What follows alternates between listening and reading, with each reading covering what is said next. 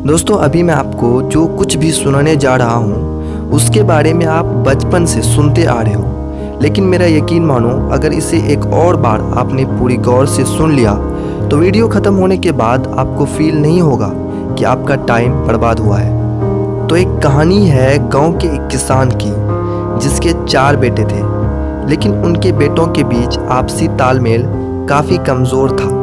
मतलब वो हमेशा एक दूसरे से लड़ते झगड़ते रहते थे। अगर इसे एक शब्द में कहें तो उनके बीच एकता बिल्कुल भी नहीं था। ये सब देखकर उनके किसान पिता काफ़ी मायूस रहते थे कि उनके बेटे के बीच प्रेम नाम का कोई चीज़ ही नहीं है, और वो सोचते थे कि शायद वो उनके परवरिश में ही कोई कमी की है।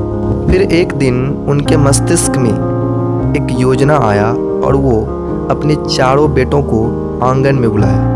फिर सबसे बड़े बेटे को एक लकड़ी का टुकड़ा दिया और उसे तोड़ने को कहा, तो उनका बड़ा बेटा लकड़ी के टुकड़े को झट से तोड़ दिया। फिर वो बारी बारी से अपने सारे बेटे को लकड़ी के टुकड़े देते गए और उसे तोड़ने के लिए कहते गए, तो उनके सारे बेटों ने लकड़ी के टुकड़े तोड़ दिए। अब पिता ने अपने सारे बेटों को बारी बारी से एक लकड़ी के बजाय लकड़ी के बंडल दिए और उसे तोड़ने को कहा, लेकिन इस बार किसी ने भी नहीं तोड़ पाया। पिताजी मुस्कुराए और अपने बेटों से कहने लगे कि देखा तुमने, जब तुमने एक लकड़ी को तोड़ने की कोशिश की तो कितनी आसानी से तोड़ दी, लेकिन जब लकड़ी के बंडल को तोड़ने की कोशिश की तो किसी ने भी नहीं तोड़ पाया। और यही बात तुम लोगों में भी है। अगर तुम एक दूसरे से लड़ झगड़ कर अलग रहोगे तो तुम्हें कोई भी आसानी से बर्बाद कर देगा, लेकिन अगर तुम लोग हमेशा एक साथ रहे तो तुम्हें कोई भी आसानी से हिला भी नहीं पाया। ये बात उनके बेटों को समझ आ चुकी थी और वो आपस में गले मिल रहे थे, जिससे बूढ़े बाप को काफ़ी खुशी मिल रही थी। तो दोस्तों इस कहानी से हमें ये सीख मिलती है कि एकता में काफ़ी बल है। वो एकता की ही शक्ति थी जो महात्मा गांधी को अंग्रेज़ों को भारत से बाहर निकालने में मदद की।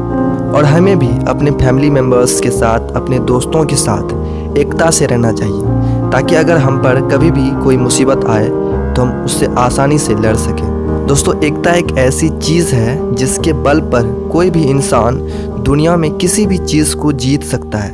अगर कोई कंपनी दुनिया में आसमान की बुलंदियों को छूता है तो उसके पीछे भी उसके टीम की एकता होती है।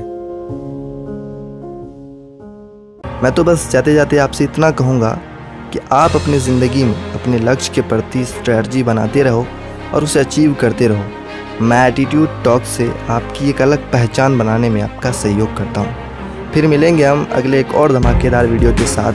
तब तक आप देखते रहो एटीट्यूड टॉक्स।